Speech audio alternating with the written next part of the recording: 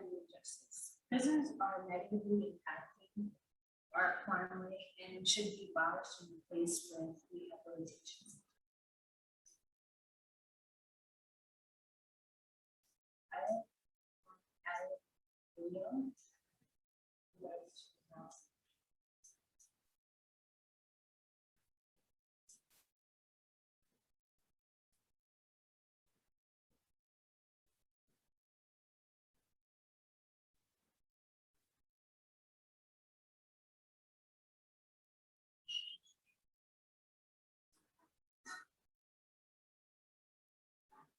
Can you imagine what a world without prisons would look like?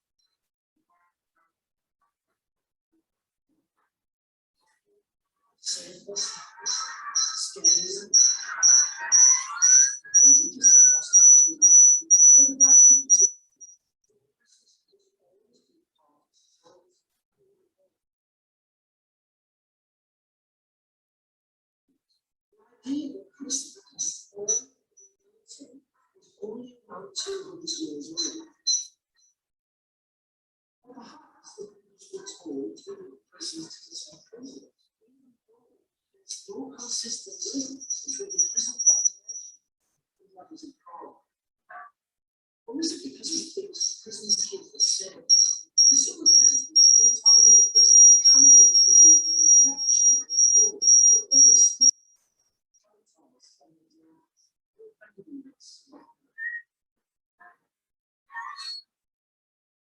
just because it's hard to watch and we don't have the words to, that must consider a world without prisons and asking ourselves if there is a better approach.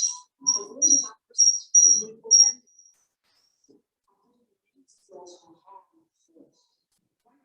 Prisons are too often used as a kind of last resort to dealing with inequalities and problems in our health, welfare, education, systems and so on. Which is one reason why some of the minorities, rural communities, those with a history of development, care are all more likely to end up in prison. Crime originates by continuing to hold these people designed onward or led them to commit harm in the first place. So, in a world without prisons, when we prioritize the issue, using some of the therapies, this will just be a small contribution. In fact, far bigger and systemic change is needed. Because while we focus on limits, prosecuting, and punishing the harms of crimes of the also not wider, structural and psychological harms treated by the powerful. A world without prisons is a fair one. It could also be simpler. Yes, a small number of people do need to be kept out of society and safe in his home.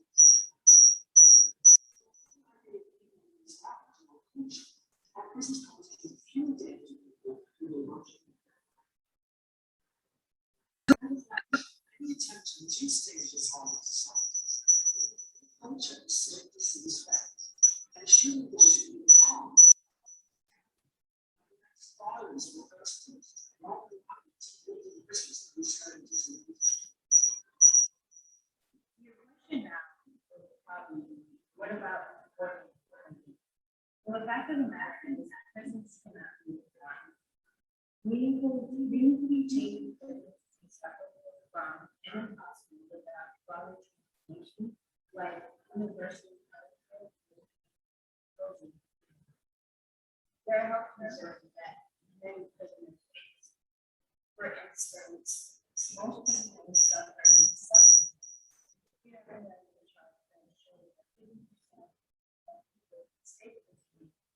Are diagnosed with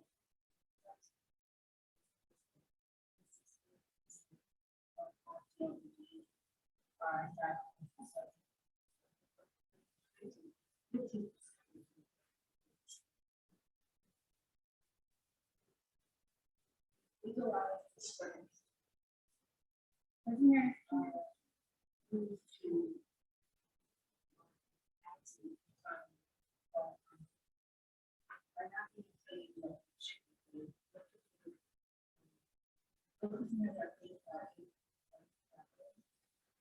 from 1980s. that is one thing.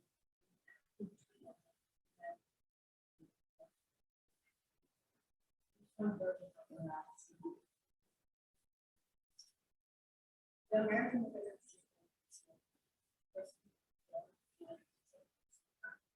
yeah,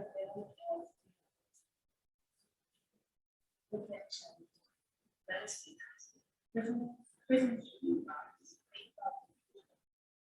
we want to continue with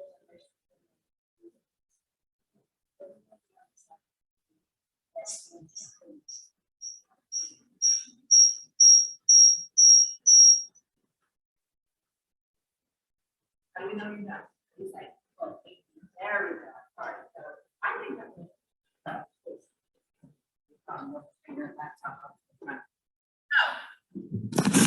ladies and gentlemen, do we have any questions, comments, or observations? Stated. Two observations other than the hectic feedback that was just blaring in my ears. And the low res, that was because we could kind of barely hear that. Yes, no fault of Kenzie's. Technical difficulties, but it's Zoom's fault. But honestly, like it was also like because one thing I couldn't really pay attention to too much because I was trying to get rid of the bottom tab, and the only thing that I could like listen to was like the what's it called, the subtitles on the bottom. I noticed there was like subtitles going. Yeah, I was looking at those too, trying to get like an understanding. So I was trying to look at that, but like the what's it called, the main bar that has like participants, chat, share screen, it kept popping up and I couldn't get rid of it, and it was like blocking the subtext on the bottom. Wait, what popped up? The the long strip thing that says share screen. Yeah, like share screen. You can move that. That's on your side. You can click and drag that wherever you want it. You have control of that when it's on. When someone is sharing their screen, you have control. You can move her little picture wherever you want it, and you can move that ribbon wherever you want it. Okay. Okay, just try it next time. But you have the ability to move the inset photo of the speaker and the ability to move the ribbon that says share screen and all the other bells and whistles. You can move that. How do I move that exactly? Okay, well, we'll get there. Let's wait until someone else is on share screen mode, and then we'll be able to do that. So, Axel, question or comment? I like the video. I couldn't hear nothing much about it, but the video did seem interesting. So, and it agreed a lot with like her precision, and I like the way her slides were filled out and then how they look and the transitions. Okay, so you enjoyed the slides. The video? Yeah, can we get the name of the video so we watch it? Okay, good. One more comment. Anyone? My turn? Okay. Again, we're dealing with all sorts of crazy technology, so I appreciate anyone who's going through this with us. My concern was about the video. How long was the video? Okay, and you cut it down a little bit, but it was still over 3 minutes. And when your speech is only to be 5 minutes, you can't have your video take over what you're supposed to do. So videos are great resources for information. So you could have watched that and pulled information from that. But how long is the video allowed to be? Any video or audio that you include? Anybody? I put my video just 45 seconds. That's it. So thought it was supposed to be like 30 seconds. I'm sorry, Vanessa. Or less? 30 like 30 seconds 30 to seconds. a minute. Yeah, 30 seconds. That's what I thought. Yep. 30 seconds or fewer. And the reason being that you want to be the focus of the presentation. And the audience does start to lose focus when something else other than you will be that focus for any longer than 30 seconds. They've done studies on it and all of that. So it was included in the textbook, some of the stuff that we were glancing through in the textbook at some point, but we did talk about that when we were talking about visual aids. So that is something to keep in mind. And again, all of this feedback is for today and for any other class going forward and for in the workplace going forward. It's all, something that you should be absorbing. And so the comments are not just for the speaker. I want everyone to pay attention to that. Make sense? All right. Thank you for breaking the ice and going first, because I know that's hard. right, ready?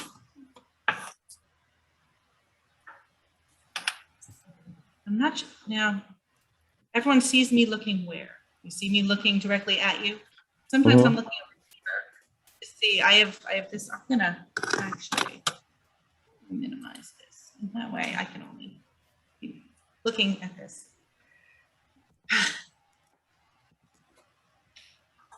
All right, so my grand idea of having it projected so you would see full body and the overhead is just didn't work out as I'd liked it to. So our speakers are going to be just presenting from their laptops, but standing, which is a challenge to do when you are speaking publicly, to have your full body on display there and to keep your body language in mind for that. So they have the extra pressure. Whenever you're ready.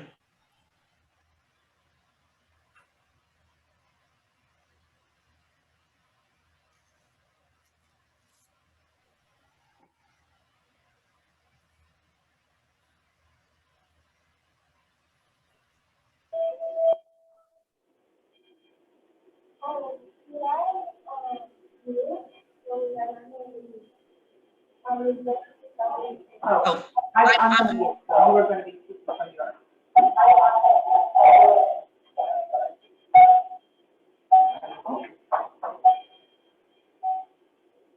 Patty, it seems that you have another device connected that's on.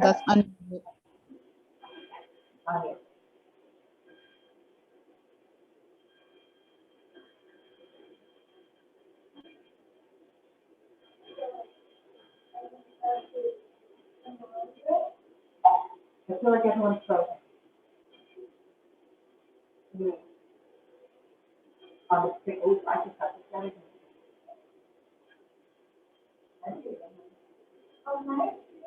Yeah, I had it, no, I think I lost the connection. Yeah. So it's logging back in, but, yeah, you can start whenever you're ready. It should still be recorded.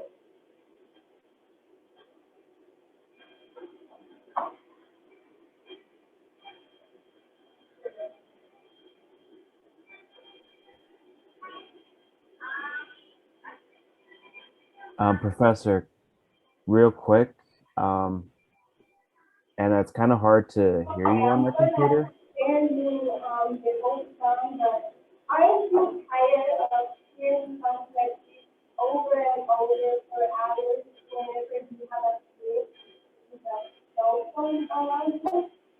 Well, I will certainly end. So,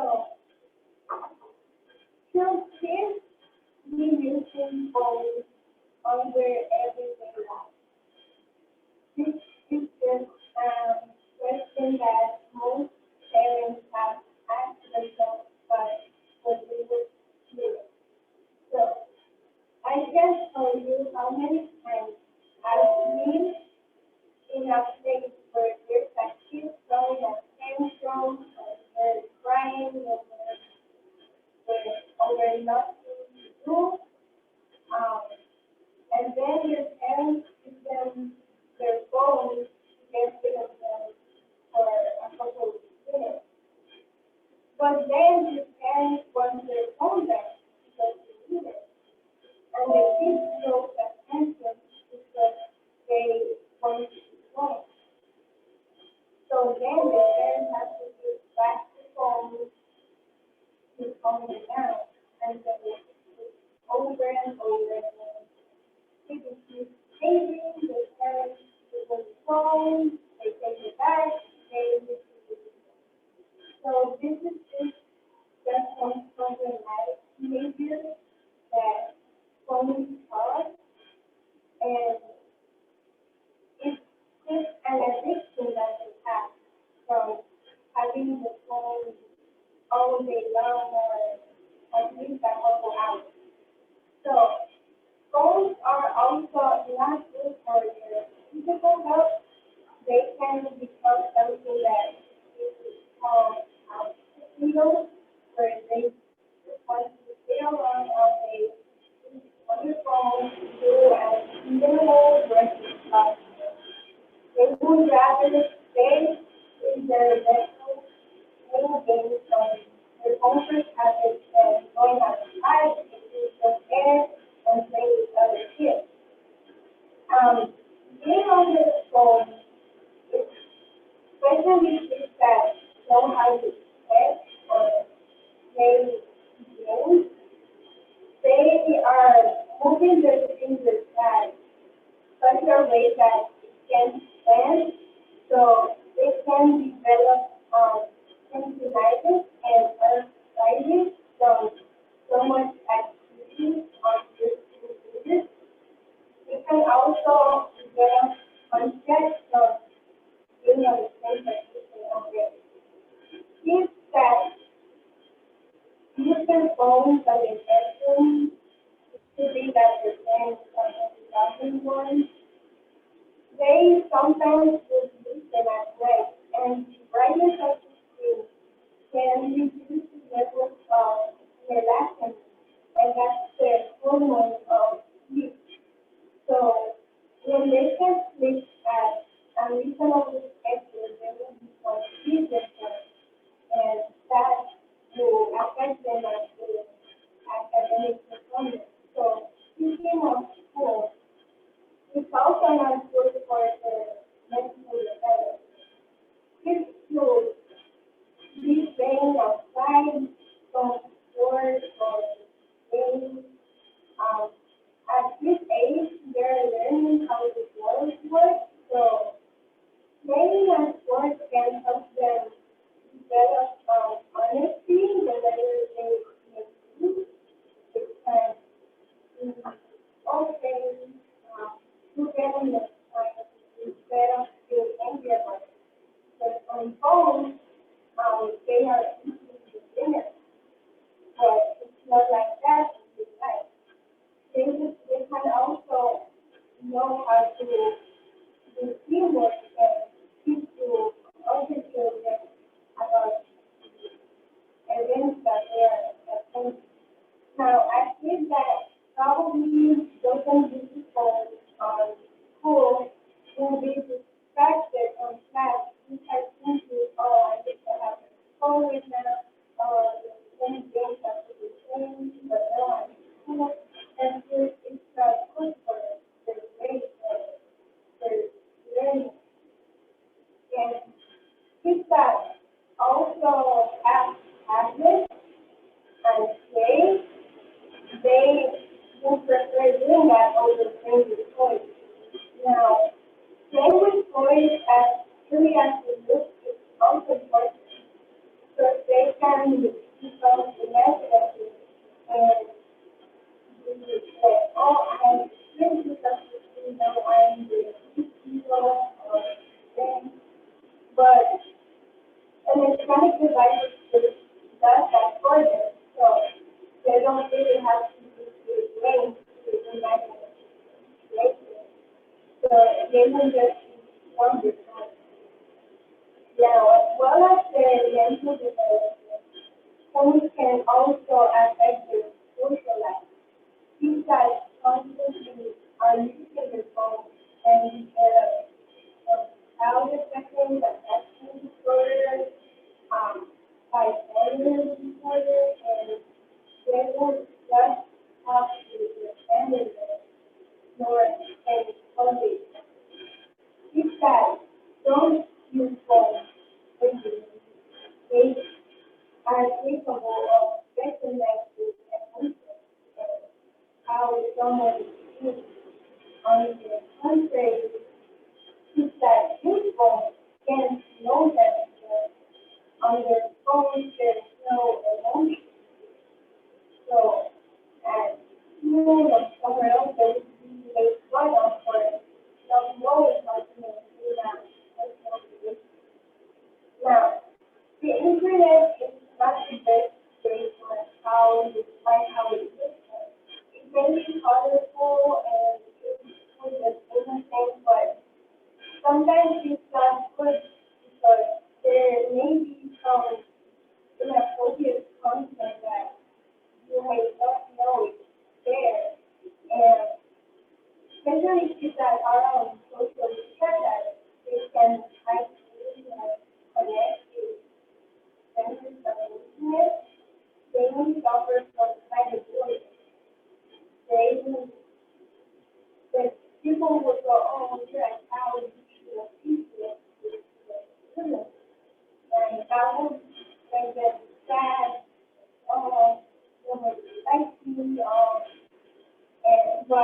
don't know the exact reason.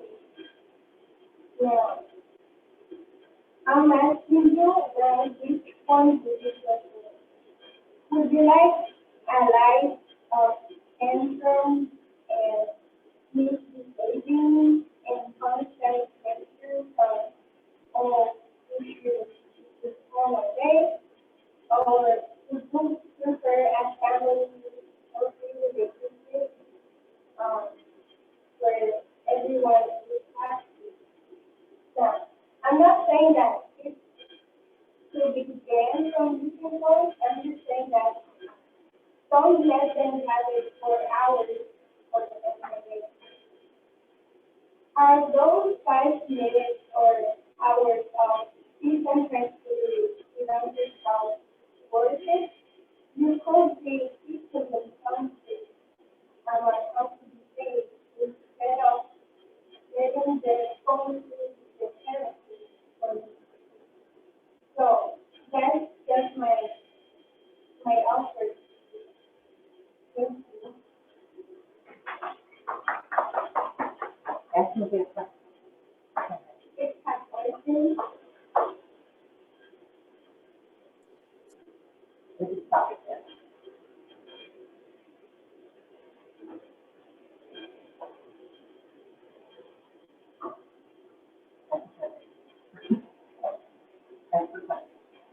Do you guys have any questions? I still had. Oh, sorry. If you want to go, you can go. Not really a question, but a comment. I mean, I still had kind of difficulty hearing you, but I guess it's probably on my end. But I really liked your slides, your graphics, and when I was in public speaking last semester, there was always this one classmate that asked, "What's in it for me?" You know, imposing like, "Why should I be listening to you?" And I really liked your call to action at the end, kind of like recapping what you presented. And also showing people the difference. You know, technology is not that bad, but when it's in excess, overuse and misuse, then you know you want to keep out on it for both parents and children. So I really like that comparison you made, and it really drove home. Good job with that. Yeah, I would also like to add on to that. Like I too couldn't really hear too much, but like I definitely kind of got the message. But pretty much like from your PowerPoint, like I do agree. Like I do think that like children shouldn't be like full on dabbling into like the side of technology just yet. Let them develop a little bit first before they get introduced to a world like that. And I could definitely see it affecting their mental health and stuff like that. So it was definitely some good points on your part. And yeah, I could definitely agree with that side fully. Great, I agree. I like I'm echoing. Okay. I know we're competing with one another as far as who has the mute. Yeah, I agree. I think I liked the baby shark in the beginning. I think it was something that everyone's heard that. There was not one person here who said like, oh, that's a new catchy tune that I want to listen to all the time. We all heard it and we all associated with something being annoying. So I think that was a really great use of like the group logic that way. You knew how to get to everyone with that. It was very well organized. You seemed very confident. How'd you feel? I was nervous when I came here, but one time I stood there and said, okay, gotta keep going. Okay, good, good. Anything else to add, anyone? Angie? I actually had a question based on like one of your slides because I was really interested in, you know, when you went over like the social impact on children, specifically like with the mental health.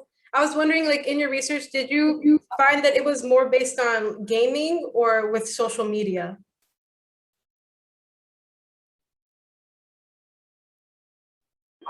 On my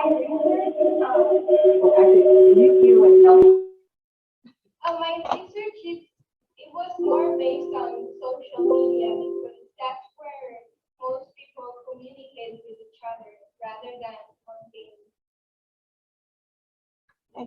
Good question. Thank you. All right, I think everyone can hear me now?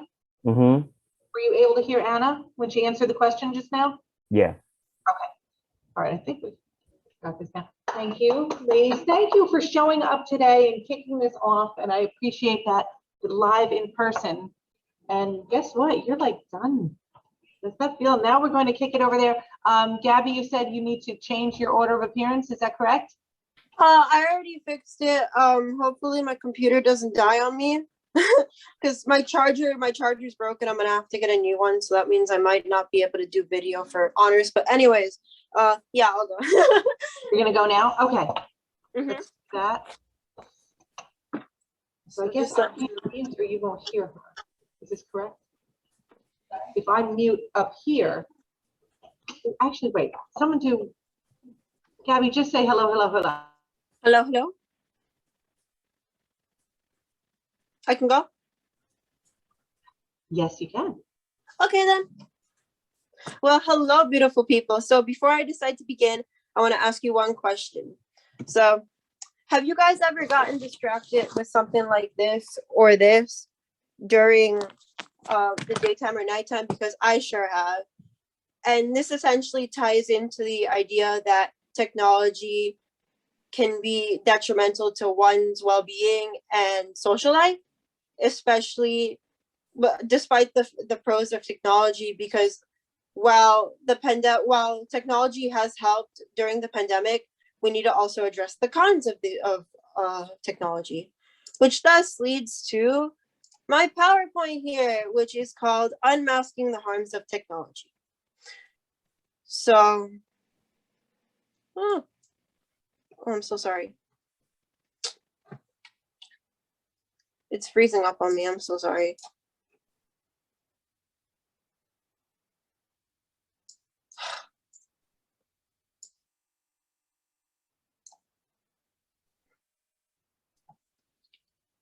I don't think it'll freeze up again.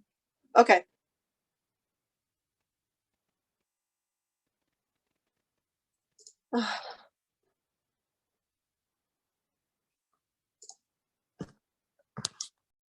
Professor, are you there? Professor? Yes. I think the computer died. Alrighty then, what do you want to do? I'm not sure. Wait, yeah, it died. Would you be able to kick me out of the Zoom? To kick you out? Can't you just leave? No, because for some reason it's still there.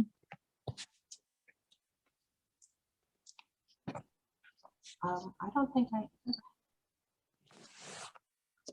can put you in the waiting room. That's as close as I can do. I don't think I have the option to like throw you out. Okay, I'm sorry. Would I be able to just do it on the phone? I think. Can Axel go and then I'll go? I'm so sorry. Yeah, Axel, let's do that. Let's do that. Are you ready? Oh, me? Yeah. Yeah. Okay, nervous. Let's go share screen. Let's see if you guys can see this all. So hey you guys, and I'm here to talk to you about why you should say no to standardized testing and the SAT. So this is my table of contents and what I will be speaking about today. And well, good morning class. I would like to let you know that today we will be taking the SAT. May everybody put their phones away inside their book bag. We will start off by doing the writing section, and you have 1 hour and 15 minutes. Begin.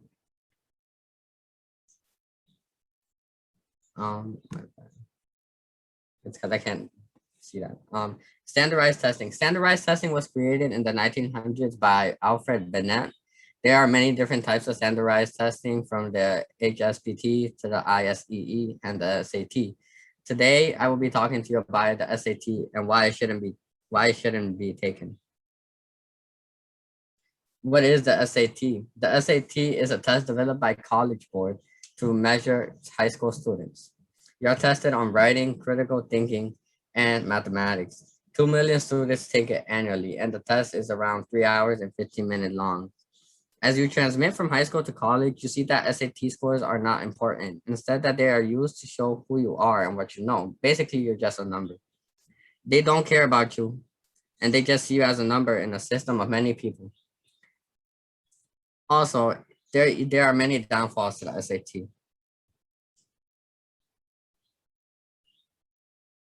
Why shouldn't you take the SAT? Well, it's really simple. All standardized testing and SAT, when you take these tests, they are cheaters. They're students don't end up learning, they just memorize. There's a lot of stress going on and there's a lot of fake scores. Cheaters. As stated before, standardized testing is very inefficient because students tend to cheat a lot. I would like to focus on tests like the SAT. There isn't one person inside this whole Zoom meeting and over there in the classroom that said that hasn't cheated before in their life. I know I've done it, and if I'm being honest, I know you guys done it as well. As stated before in my previous slide, 2 million people take the SAT on a daily basis. I mean, on a yearly basis. From those 2 million people, 2,000 people cheat. College board doesn't do nothing about that. They don't report it to colleges because they care about the money. Many people don't pay for the SAT because you could take it for free, but each school district has to pay a certain limit for each test. Each test costs around $55 per test. My bad. Each test costs around $55 per test. So you do the math. 55 times 2,000, that's $110,000 for the cheaters. And then if you do 2 million times 55, that's $110 million. So you see where I'm going with this. They care about the money more than the education of the student. And then they do this continuously. So if you cheat, they don't care if you cheat. They just make you take the test again. And then you just have to go over and over and over again until you're done cheating.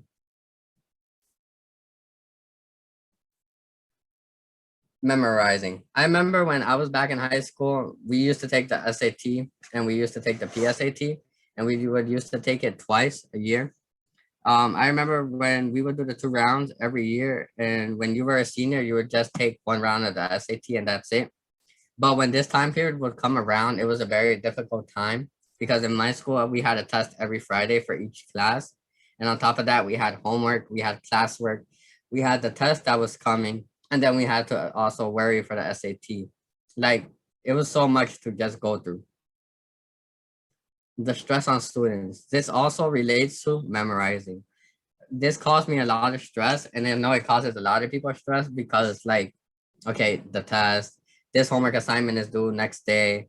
I have to do this. If I don't do this, I have to get this done. Other than that, it's a lot, I know, but thank to God, I had the help of my cousin who would always be there to help me. Okay, imagine the stress that the students had to go through with, and now imagine the teachers. Teachers on top of creating lesson plans, staying after school to help you, preparing the lesson, doing the homework, preparing the exam, faculty meetings, staff meetings, any lesson plan meetings. Like, there were so many things going on at the same time, and teachers don't earn that much. And they don't earn that much for all the hard work they deserve. There's a lot of teachers that I believe every teacher should be paid more for all of their hard work that they do. Because it's just a lot, like a lot.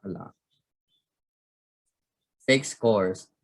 As we see right here, we can see that we have a Scantron, and then there's a lot of people that use fake scores. You might ask yourself, how could you get a fake score? Well, easily. Some people pay College Board, or they pay some people inside to like fake their scores, which is like illegal, but College Board doesn't do nothing about that. How we said, they just make you take the test again. Or if not, they use so let's say in my example, let's say I didn't want to take the score and I would take a fake score. I would come and I would ask, let's say maybe Robert or Kenzie or Angie, and I would say, oh, can you take the test for me? And then they would say yes, but how does that work? So you would get like a fake ID or fake passport, and then that's how that would be accomplished.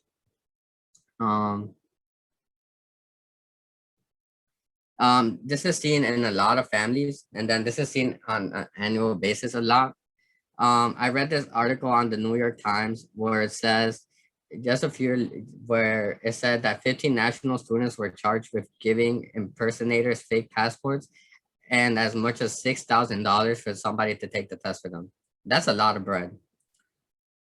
And like this wasn't the only time. In the year 2011, 20 students went to a high school in Great Neck, Long Island. According to the records, it was a high performing school, but you might ask yourself why. And it was because classmates paid other classmates $3,600 to take the SAT or the ACT for them.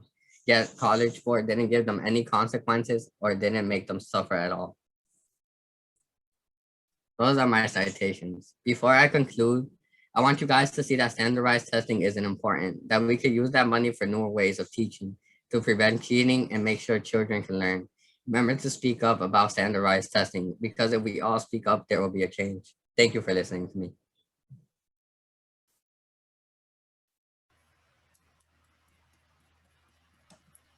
Right, thank you. I believe it. I'm believing it. Do we have any questions, comments, or observations? I have a comment.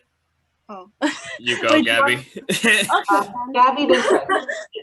But I really like the point that you made about how there are fake like scores and like scantrons, because it actually brought me back to I think it was a famous celebrity that had paid I think College Board or someone to fake their daughter's score, and they got into I like remember real that. trouble from it. So like I thought of that, and I thought that was a perfect example for your argument and your persuasive speech. Overall, though, your speech and your presentation were really good. Really well thought out, in my opinion. So good job. Great, thank you. Chris. When it comes to quizzes and tests in general, like a lot of people don't like them, and there's no denying that. But for me personally, I never really found the reason as to why until like recently, as I started to learn that it's basically, in your own words, a memorization game.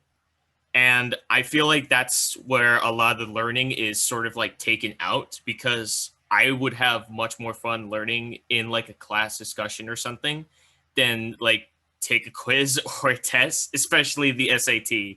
Because I took that too in sophomore and junior year, and it was very, very boring. It was not fun at all. So I personally agree with this PowerPoint. Okay, good. Thank you, presenter, and thank you for the feedback from your classmates. I thought it was great. I thought it was an interesting topic, and taking it from a different point of view than where you guys are coming.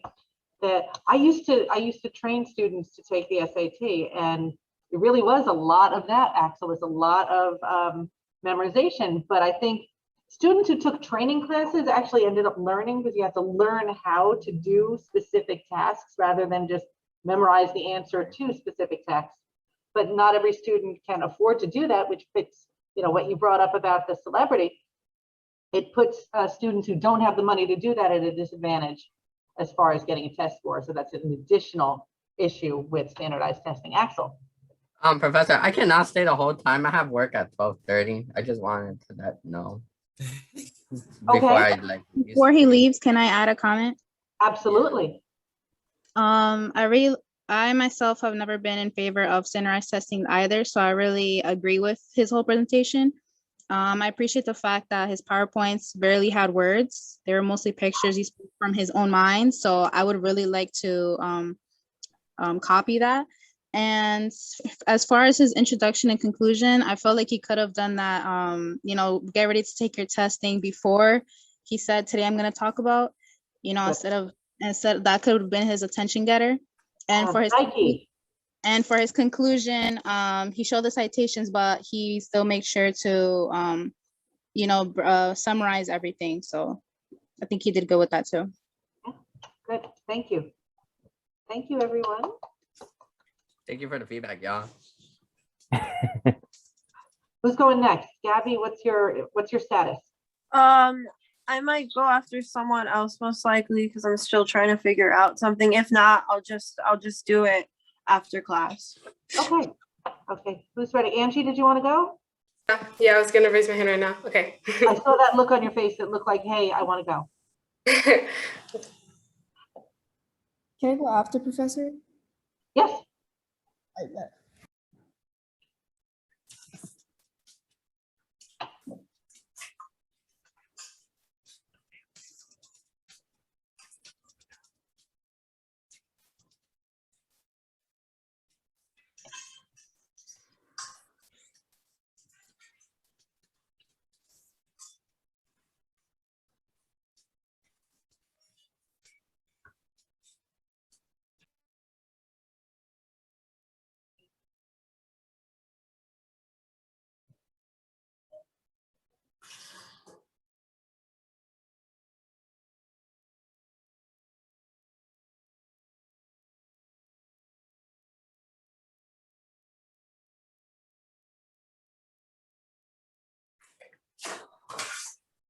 So by a show of hands, how many of us would like to avoid this type of situation we just saw?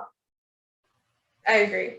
Well, normalizing the use of electric self-driving cars helps prevent this, keeping passengers safe while also promoting a healthier environment. After researching this topic considerably throughout the few weeks, I find that it's evident that these cars provide a greater benefit than gas-powered cars. Essentially, electric cars utilize technology to constantly improve, being able to have a driving system that is logical, safe, and capable of managing day-to-day scenarios. Companies like Google, Uber, Apple, and Tesla have already implemented electric cars into their systems, being found by the Highway Loss Data Institute to have 40% lower injury claims than gas-powered cars because of their auto crash protection feature. Tesla in particular has already standardized an autopilot feature in all of their new Tesla cars with software updates to fix glitches, reduce errors, and improve functionality over time. Ultimately, advances in these technologies can be seen through artificial intelligence through the use of GPS and imaging data to make sure that electric cars are educated on the ways to best approach traffic. And this is noted by Andy Kessler of the Wall Street Journal. Additionally, these growing features have been proven applicable on the roads of today. In fact, advanced cars increase mobility and decrease congestion because of their high-end sustainability. To support this, Jenna Su of the Green Journal writes that they're 65% more efficient than traditional combustion engines. Electric cars also reduce the presence of human error, which could be found through road rage, speeding, or slamming on the brakes, which could often result in car crashes. They reduce error by maintaining a safe distance between each car, making sure that drivers find a quicker and energy-saving way to reach their destination. Notably, a 2017 California study by Petrovic and others examined self-driving cars in traffic accidents and found that they often reduce the number of conflicts in signalized intersections along pedestrians by 90%. This highlights that there's a unique bond between technology and the environment in which cars are driving. Furthermore, the presence of these electric cars helps use a greater use of clean energy, promoting a healthier environment. But to fully understand this, we have to first point out how traditional cars pose a risk to our environment. For instance, traditional car engines release pollutants into the air, contributing to about 1/5 of the global emissions impacting the US today. A MIT study, as cited in the Green Journal again, estimated that road emissions cause 53,000 premature deaths each year. And these have been linked to global warming, climate change, and overall harm to our bodies in the form of cancer, asthma, heart disease, birth defects, and eye irritation. But electric self-driving cars present a solution to these issues because they provide no emissions and have the capability of reducing global warming by 50%. So although they also want to make sure that their manufacturing is on the basis of recycling, aiming to realize that the car industry needs to focus on increasing their recycling rate of 80%, as quoted by Michael Lewis of Money Crashers, to 100% in our near future. So although self-driving cars are smart innovations that are proven to create a safer car industry, there are still some traditional car drivers who are resistant and fearful to the range of this new technology. Yet, they should be reminded of the prospect to continually advance and upgrade these vehicles to their greatest standard, creating a space where drivers feel comfortable, safe, and in control of their destination. Ultimately, these advanced cars look to improve road navigation, reduce the occurrence of accidents, and provide a greater benefit to our surroundings overall. So, as electric self-driving cars become more widespread in our future, I encourage you to give them a chance and be a positive change for our environment. Thank you.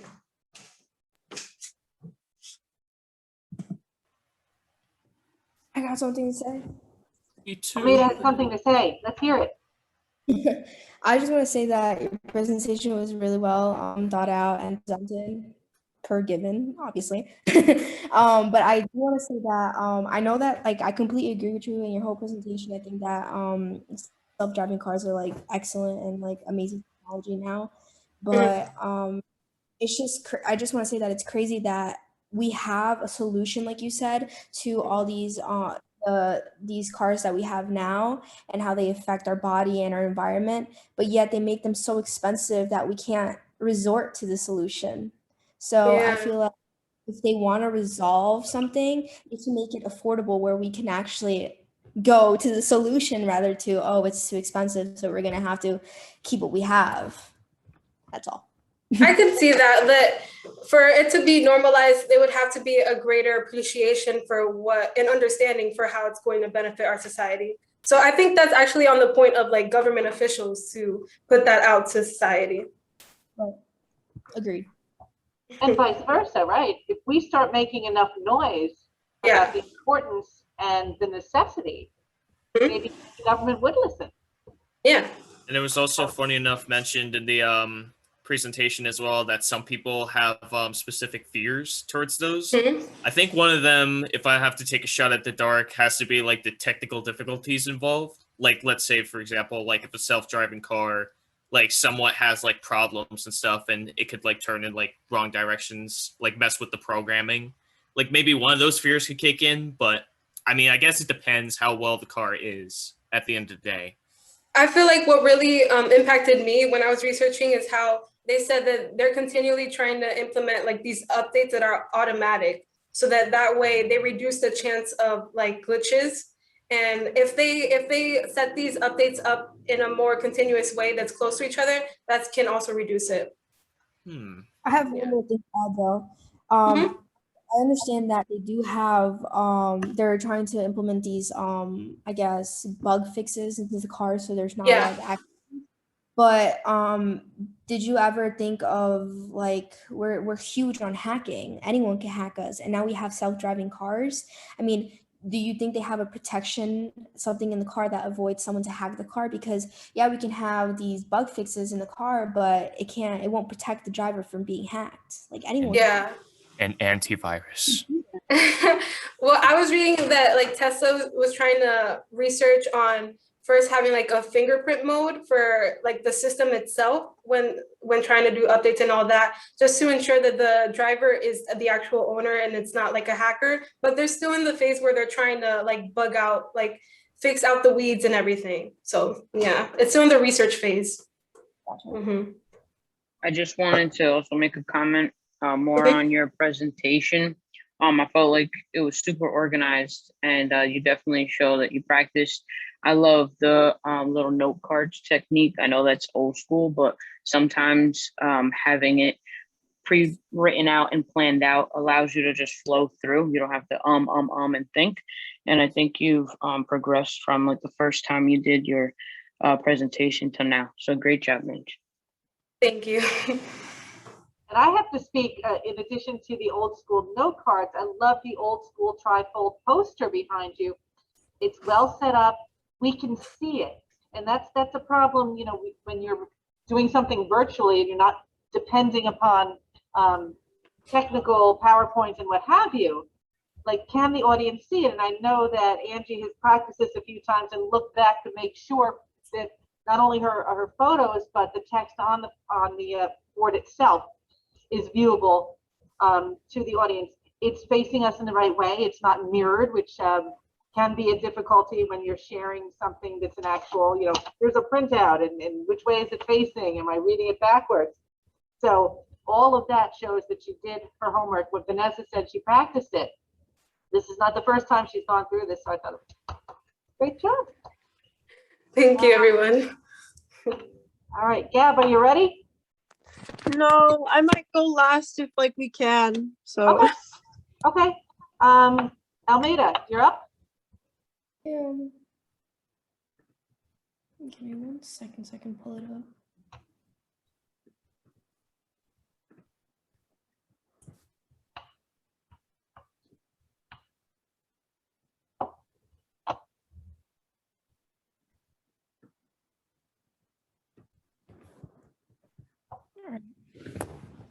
Pro female athletes versus pro male athletes, the gap in pay.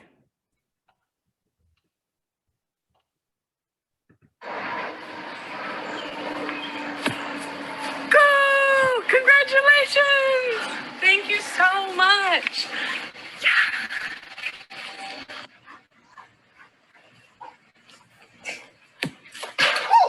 Oh yeah. Oh yeah. Mhm. That's right. Give me my medal. Good job, man. Give me my medal. Mwah. Raise your hand if you knew that men make more than women in all occupations.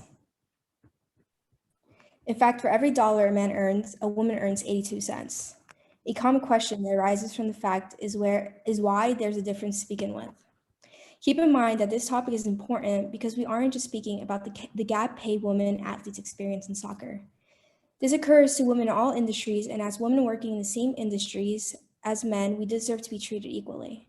So let's take a look at the revenue that women make versus men in the US soccer teams.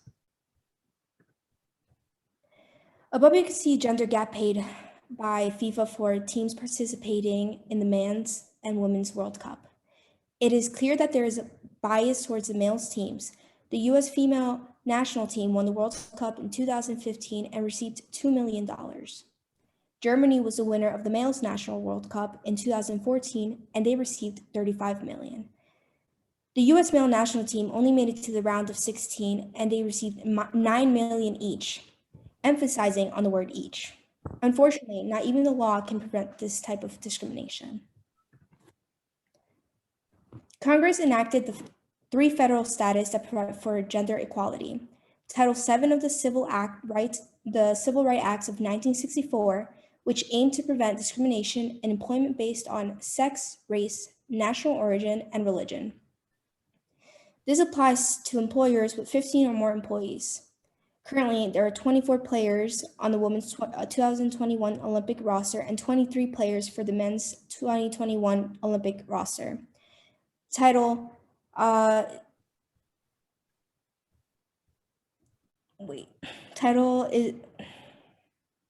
15 is significant because it states that on the basis of sex, no person in the United States can included from participation be denied benefits of or be subjected to discrimination. Equal Pay Act requires that both men and women in the same workplace be given equal pay for equal work. If both genders are playing the same sport and aren't receiving the same pay, are the rules for each gender different, causing this type of discrimination? The most common rules for soccer that can possibly be the reason as to why there's a gap in pay for both genders would be the goal size, ball size, weight, and match duration. The goal post dimensions in soccer for men and women are 8 foot high and 20 foot wide. The United States requires the men and women's soccer teams to use size 5 balls, which weighs around 14 to 16 ounces. Both the men and women's soccer matches last for a period of 90 minutes. Are we seeing a difference so far? Maybe we'll see some when comparing the victories. CNN Sports asserts that in only 8 tournaments, the US women's team has won 4 World Cups.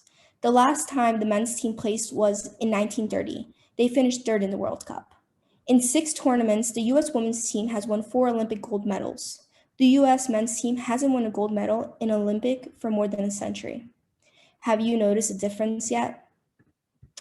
The United States has built a country with a foundation. Part of that foundation protects women from being discriminated because of their gender. It also requires for both men and women to receive equal pay when working the same job. In this case, the US women's national team has exceeded the US men's national team both in terms of revenue and success, yet still gets paid less than half of their male peer salaries.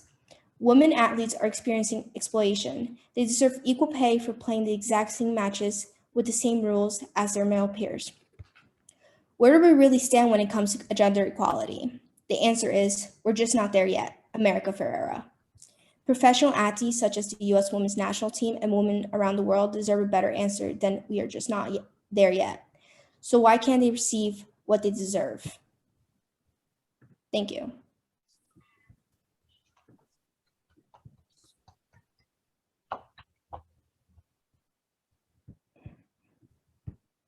I'm trying to figure out how to stop sharing. All right. Let's have some feedback. Anna? Mute and yell at my, turn this over to you, so. So I really like the way you presented. Can you guys hear her? I see you. Yeah. Yeah. Yeah. When you presented your slides and the organization, just one thing that I could not hear you well or understand you. Just some feedback to speak a bit louder and clear. Oh, just so you guys know, I'm not sure if you're aware of it, Almeida's in Portugal right now. Oh, I'm sorry. Gianna's, right? You are, right? You're always in some random place, I swear. It's an extremely random place. Travel around the world with Almeida in this episode. What time is it there, Almeida? It's 5:07 In the morning or in the evening? at night. Okay. Evening. All right. Yeah.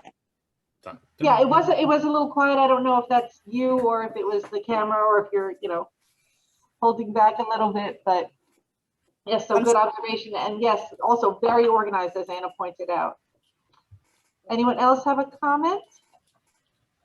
I really liked, Almeida, your attention getter. Was that your girlfriend being the, yeah, it was so good. It was so funny. And I like that I learned something new about, I didn't know that the men's team hasn't won an Olympic medal like in a century. That was insane to me to know compared to like what you said about the women's team. Yeah, that shocked me. Yeah. Yeah, it's great. It's some new information. I think for many of us, even people who would consider themselves sports fans might not be familiar with that end of it. So yeah. Also that payment gap. Oh boy, oh dear. There's a notable difference that kind of needs to be changed. Yeah. It wasn't just a couple dollars. That was no, it wasn't. I saw that the 2 million compared to the 35, and I'm just like, oh my god. Not without winning any games, so it's just the women's national team has won the World Cup consecutively, and they're going for it again this year. They're doing very well, so epic.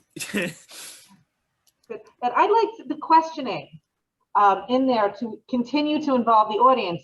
Do you see it yet? Are we there yet? I think that really helped because now the audience is wondering, no, I don't see it yet. I don't see what the point. That they're defending why the men should make more. I don't see the difference yet in the balls. Like originally when I saw that slide, when I was looking over your draft, I'm like, I'm not sure where you're going with this. If you're going to compare like the goal size, and I had no idea if the goals were of different sizes, if the balls were of different weights, I had no idea. But I liked that I didn't know when I saw the draft because this really got me at that point. So I thought it was very nicely done. Thank you. All right, Gabby, no? Are we seeing it? Is anyone else going to go today? Koopa Brothers, you're not, correct? Nah, I'm going on the discussion board. Same thing, discussion board. Okay, I'm and just here Vanessa, for Zoom for participation points, so. Vanessa, I'm assuming you're not going to be presenting because you're at work? Yeah, that's correct. I'll be uploading a video. Okay. I don't know, Gab, this seems to be it, so it's up to you. Hold on, give me a few minutes. All right, so how did those of you who presented today, how did that feel? Does it feel good to be over with? Yes, it does. It does feel good. Shaking your head no? It doesn't feel good to have it over with? No, I said 100%. Oh, all right. I didn't hear the words. I just saw you shaking your head. I'm like, oh, I thought it always feels good to have this, get it done. Yeah. So I'm gonna see what happens. It's the because I'm working on an older computer, so it might be just a little bit laggy. So if I'm trying to scroll down through the slides and it's a little bit slow, please don't mind. Okay, let's give it a shot.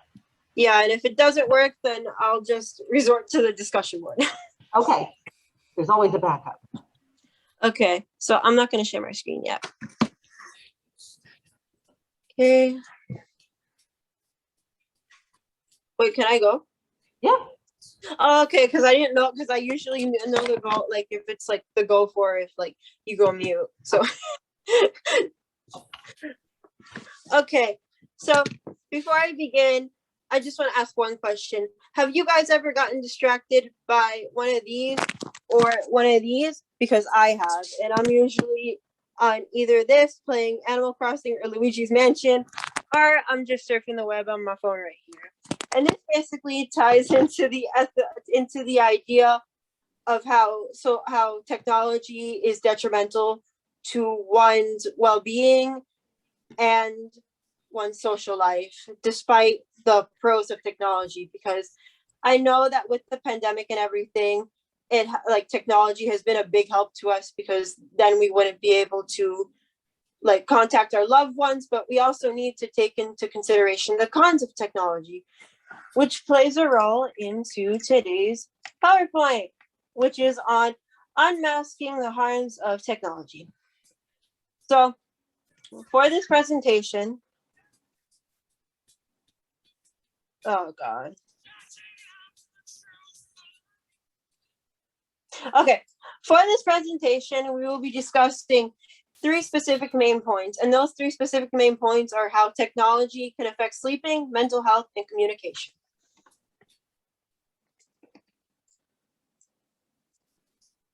Now, when it comes to sleeping, you see this little screen right here? It basically emits this light that causes you to be a lot more alert and less sleepy, especially during night. And in turn, it causes drowsiness during the day. And it's probably even worse when you pull an all-nighter, unless you're like drinking like a bunch of energy drinks and coffee to keep yourself up. But yeah, moral of the story, just make sure to get your beauty sleep, because by not doing that, it can take a toll on you both mentally and physically. Now, on top of the light, being on the phone at night also causes the mind to overflow with a bunch of thoughts and knowledge. And I know from experience how this feels, because I have anxiety. So when I'm going to bed and I close my eyes after going on the phone, my mind starts to race with all of these thoughts that just like, it's like my mind doesn't want to shut off. So it makes it harder for me to sleep. And then, like I said earlier, the phones can distract us at night, which can cause a lack of sleep, because many of us are up at the crack of dawn, pulling all-nighters and stuff. So then there's also mental health. Now, when it comes to mental health, social media causes anxiety and depression, as well as low self-esteem.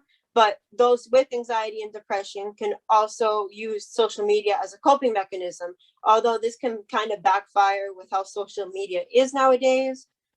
But moving on. Now, according to the Pew Research Center, it estimates that 69% of adults and 81% of teens that use social media or electronics are at risk of being diagnosed with anxiety and depression, or depression. Now, going back to self-esteem, see, social media causes us to see these distorted images of ourselves, because as you all know, the media tends to inaccurately portray things and just just sets standards that are unrealistic for people to achieve. And this can result in not only mental illnesses, but things like body dysmorphia and eating disorders, which is not good. Then we also have our little social circles, which can be online or offline, but specifically online. People just usually go and talk and hang out. But some people might want to use it as a way of coping with their mental health. And sometimes this, once again, can backfire on them, because since they use it as an outlet, and maybe like that social circle is leaving them out, or they don't feel validated enough, then it's going to backfire on them, and they're going to have second thoughts thinking that maybe they don't like them anymore, and they're just kind of going to relapse back into this like depressive state. Then lastly is communication. So electronics equals lack of communication, because I'm so sorry. Because people tend to forget what real communication is. Like, for example, I'll be on the phone and I'll be with my sister or any one of my family or friends, and like they'll be talking to me, and like the stuff that they say goes in one ear and out the other. Like, it's bad, and that's not good. We need to do things to fix that, because I think face-to-face communication is a lot better than just, having your nose in your phone all the time. Then last is networking online. And I'm saying this from someone who has a lot of mutual friends online. You just got to be really careful with who you network and talk to online, because you're prone to being put in danger, because the person who you are talking to you don't even know them, and you don't know their intent. Like, they can kidnap you, they can put you in like some sort of trafficking ring. Like, the possibilities are endless. So you just got to be really careful of who you trust and allow yourself to talk to. And those are basically the main points. But now I just want to leave off on a little positive note, which is some healthy reminders, if the slide will properly load. So ease your mind for better sleep, meaning like take a melatonin, take a nice shower, have a nice cup of tea, just pamper yourself. So that way you can feel more relaxed, because your body is meant to shut down at the end of the day. So just do that. And then also just take a walk and enjoy nature, disconnect. Not everything needs to be on the phone. You can go out with friends, hang out, and all that good stuff. But overall, that's basically my presentation. Thank you and have a good day.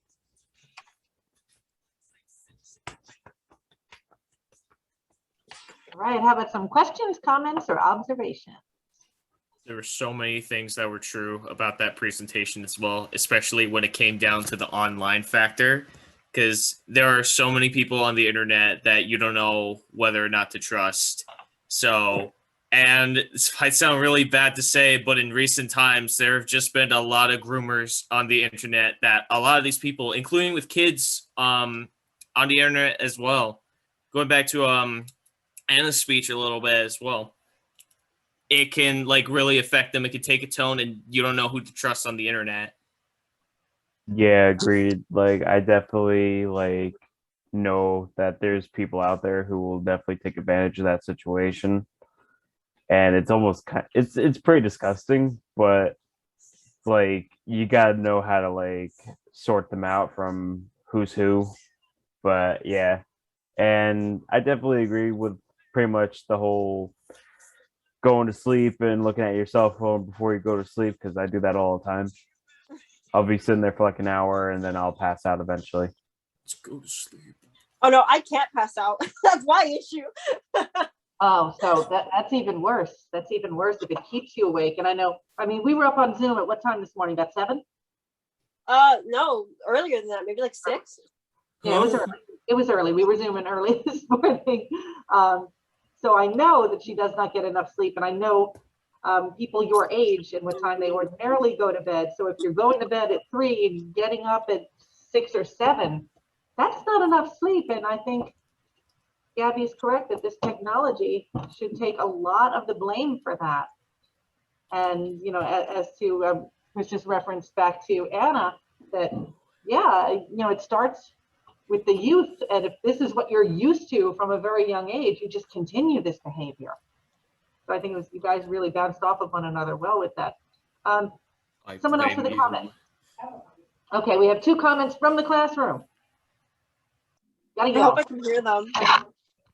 I'm gonna turn and hopefully.